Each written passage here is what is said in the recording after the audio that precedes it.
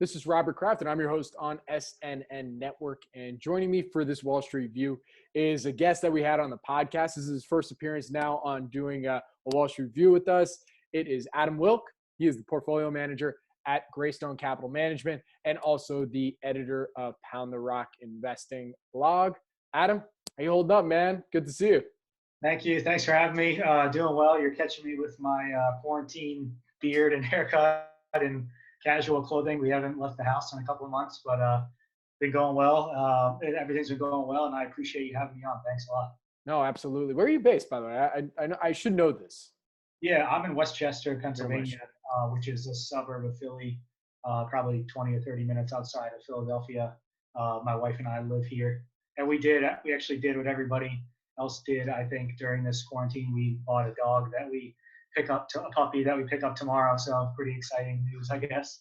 Oh, that's so fun. Hey, man, babies, puppies. Yeah. That's what you want when you're in quarantine, man.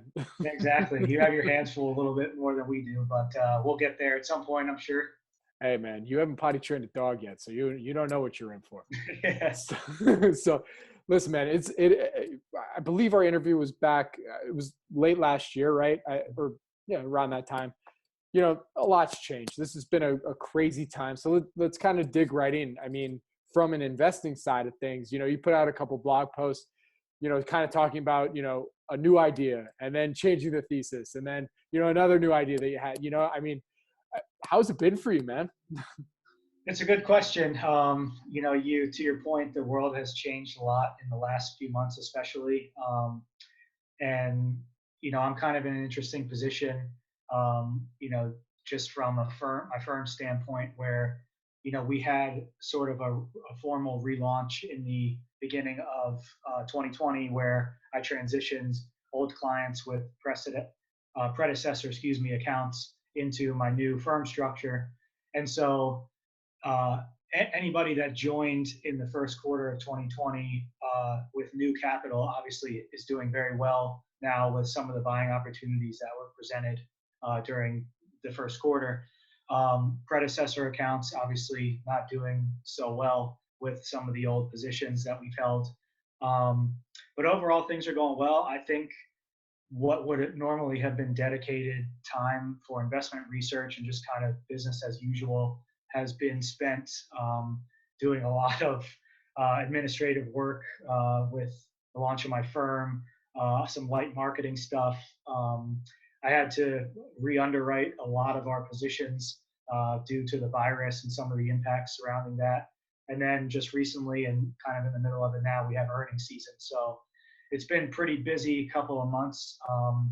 You know, I think my plan, there was no point in putting out a first quarter letter for us just because the time frame made, you know, performance irrelevant, and I'm still in the midst of onboarding some new people, new clients, and I will be doing that, you know, moving forward. But my plan is to put out a letter addressing the first half of the year, and hopefully move on to quarterly letters after that. So I look forward to sharing that. Hopefully I can get it out at the end of June.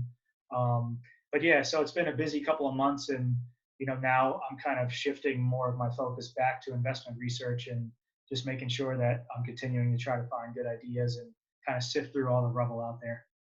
I mean, for you, it sounds like, you know, it's so difficult to manage volatility at any time, but especially during this, you know, the pandemic, you know, you're in the process of, okay, make sure the family's okay, new processes just personally and at home.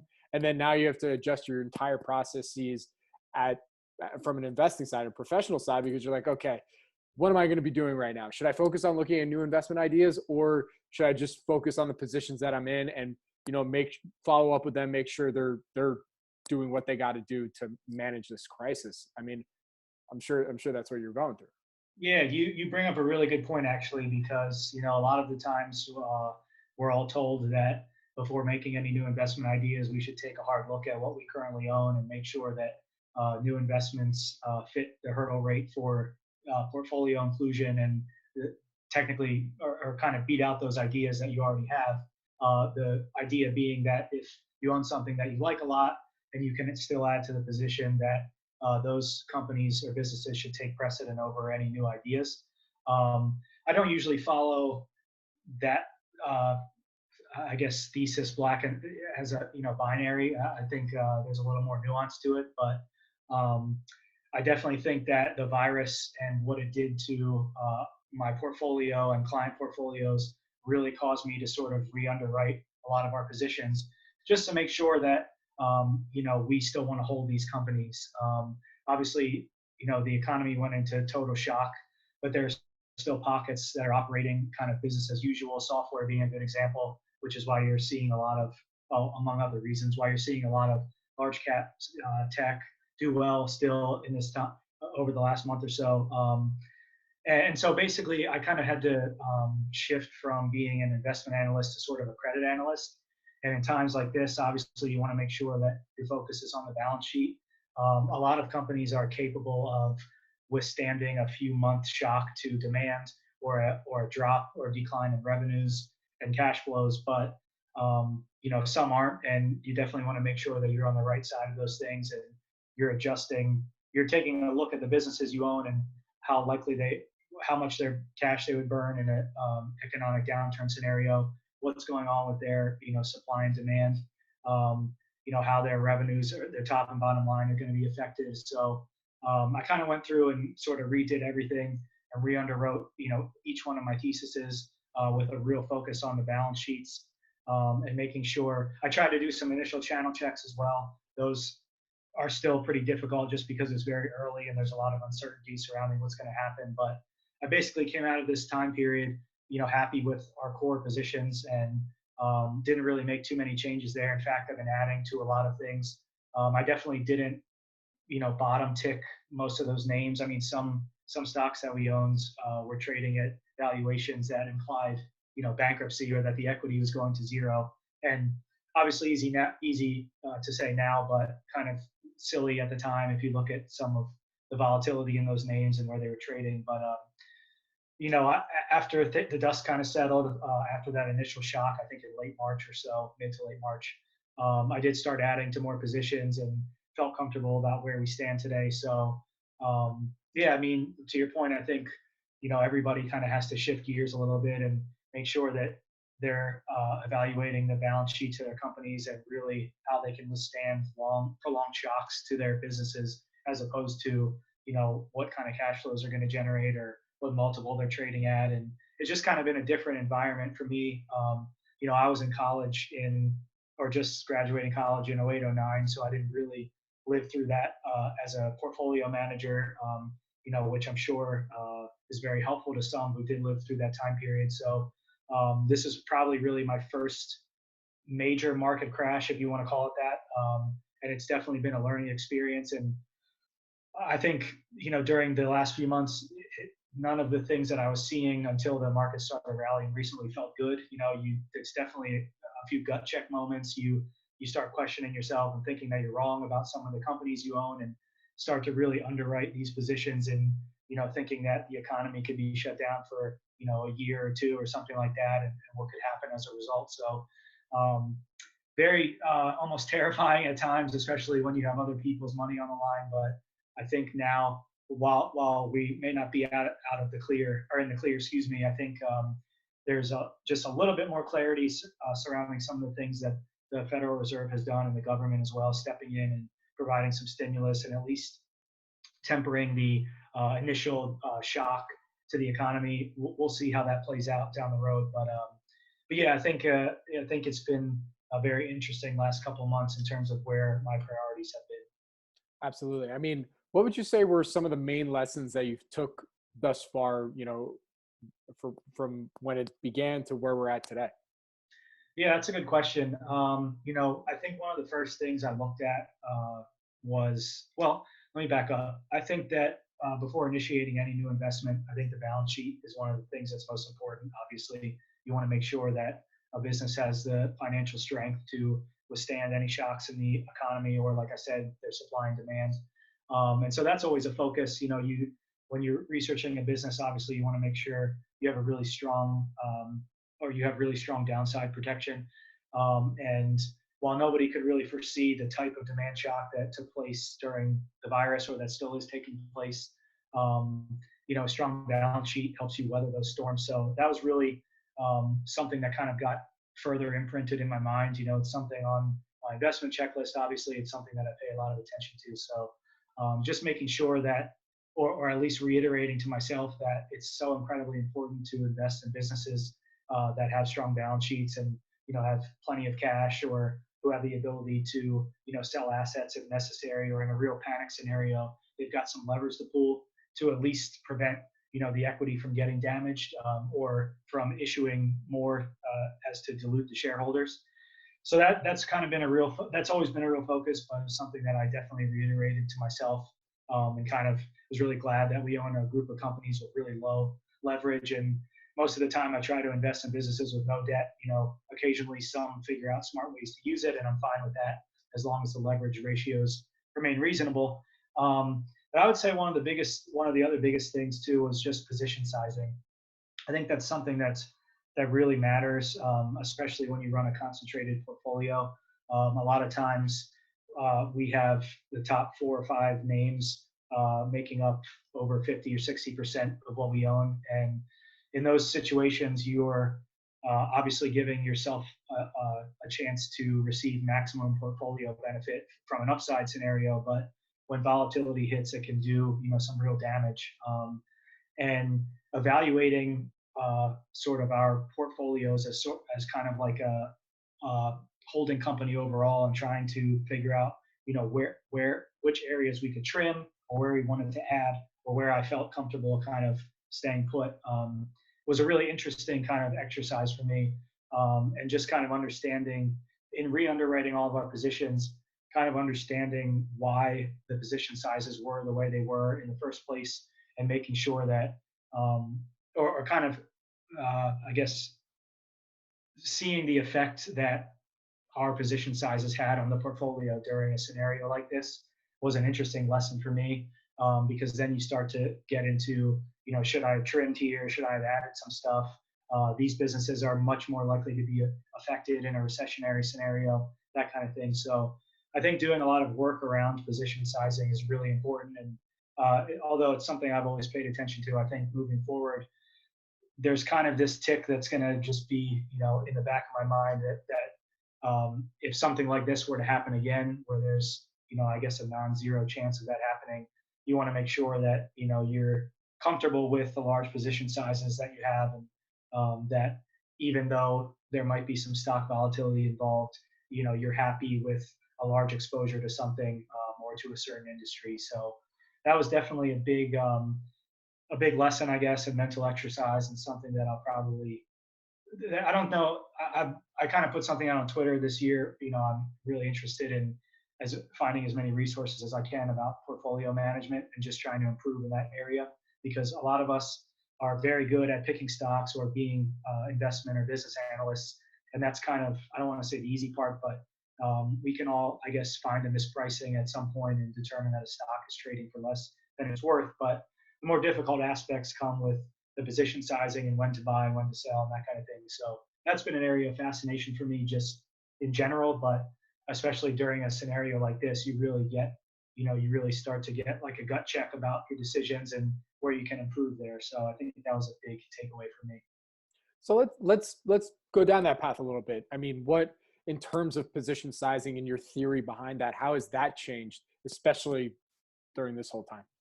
Yeah, it's a good question. I mean, it's probably too early to say how it's changed. I'm definitely still trying to improve my process, and have experimented with a lot of things over the years, that proved to be interesting. During a COVID-like situation, those things can be not entering into a position that's more than 10% of the portfolio at cost. That could be setting aside a certain amount of capital to invest in a position and not exceeding that, and that includes adding to the position, or the position increasing in market value. I've experimented with starter positions, where I've, instead of just having companies on my watch list that I do like and would like to own a lot of at a certain price, I'll initiate a small position, which forces me to follow the businesses, or at least pay attention a little bit more, and make sure that I'm kind of digging in, to make sure I'm doing my channel checks there. but excuse me, but yeah, so I think it's probably too early to say any big changes or improvements, but I know that this time period will definitely see further tweaks to my process and make sure that I'm trying to avoid the big mistakes in investing that can kill you, which is one of them being a position size that's too big. So stay tuned on that, and hopefully you can read about it in future letters. I'm sure we will. And, we saw some of that, I guess, on display. You put out a couple blog posts during this time. I'll let you talk about the company if you want in particular, where, you put out a post, explaining your thesis for why you started a smaller position. But then a week later, you're like, thesis changed, and I mean, look, that can happen at any time, but it's almost amplified in some respects during the, a COVID pandemic. Right. So, I mean, you want to explain your thought process and what happened there? Yeah, sure. It's a good point, and that's a good catch by you. I think from a blog standpoint, I do think it's I don't know if you want to call it helpful, but fair to update my 15 or whatever readers or whoever follows on the positions that I Yeah.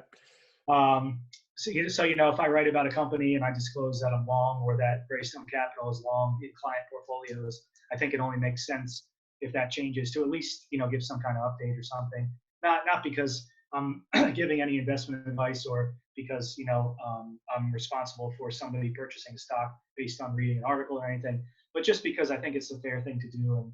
And if my thesis changes and I have concrete reasons for that, I do want to share that. And I guess just from a broader standpoint, I would like to get some pushback. It's mostly the reason why I put out ideas and research, and I try to be transparent because I love when people come to me or email me and say, I read your article. It's great, but have you thought about this? Or here's what I think you're missing. Or how do you underwrite, this factor, which has all been really helpful. But I digress a little bit.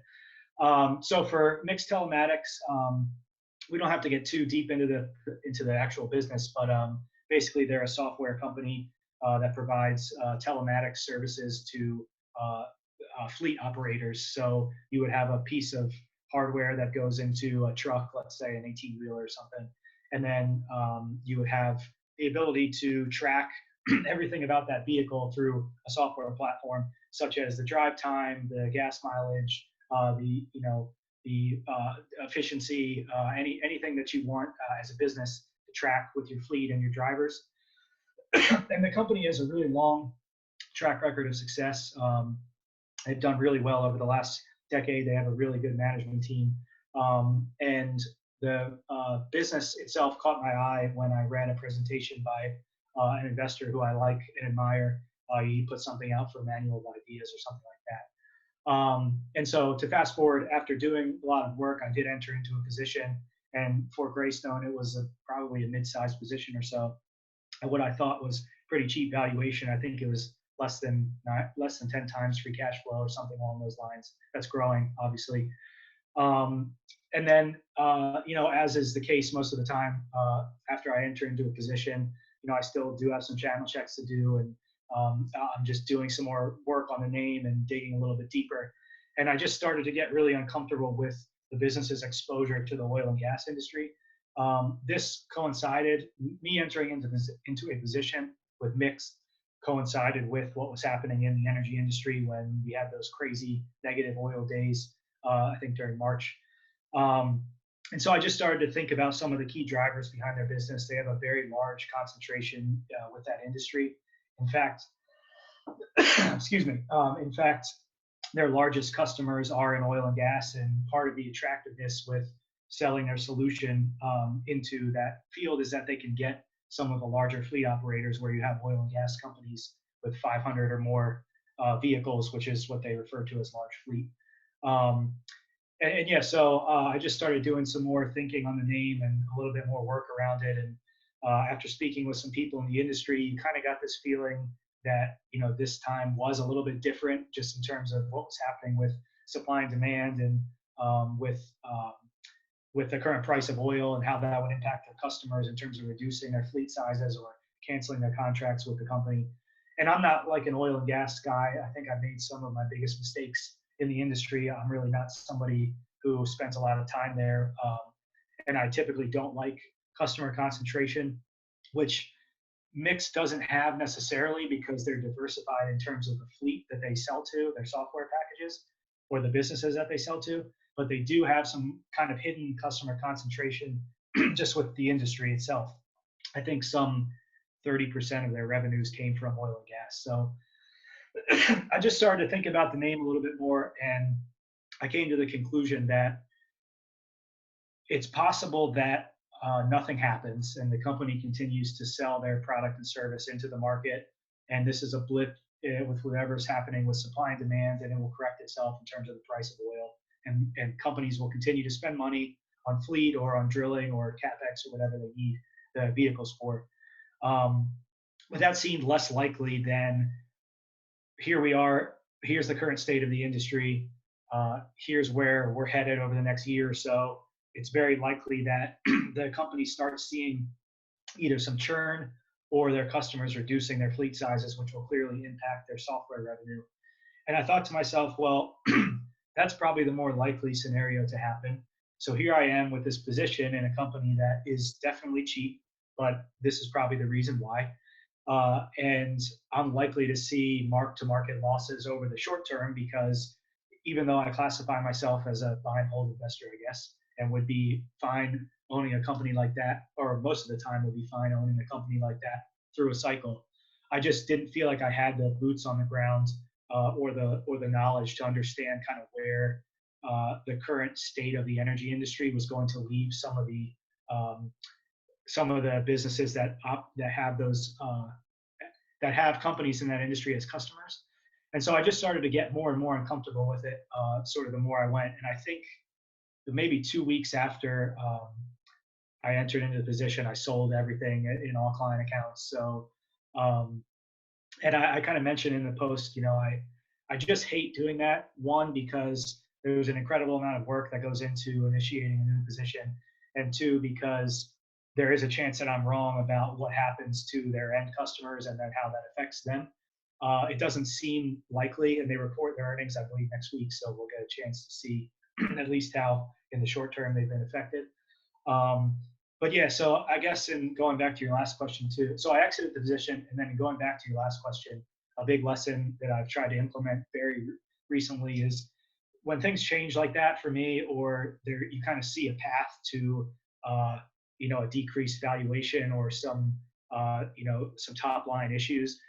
I'm fine with cutting ties with the position immediately. I try not to get emotional about it, or try not to have my ego be attached to the result of well, I did all this work and now I bought the business, and I could be wrong, and if the stock goes up, I'm going to be so angry, because I think what ultimately will happen is that I may end up being at least semi-right about what's going to happen in the industry and their customers in the near term. So it was a situation where I felt it necessary to just cut ties immediately, and the stock really hasn't done anything since. It's kind of been flat, but like I said, they report their earnings soon, so we should get a chance to see how they've been affected. And that was an interesting, just situation for me. And I can definitely say that I would be happy to own the stock at a lower price. We'll have to see, how the valuation changes depending on how they're impacted, but definitely an interesting situation for sure.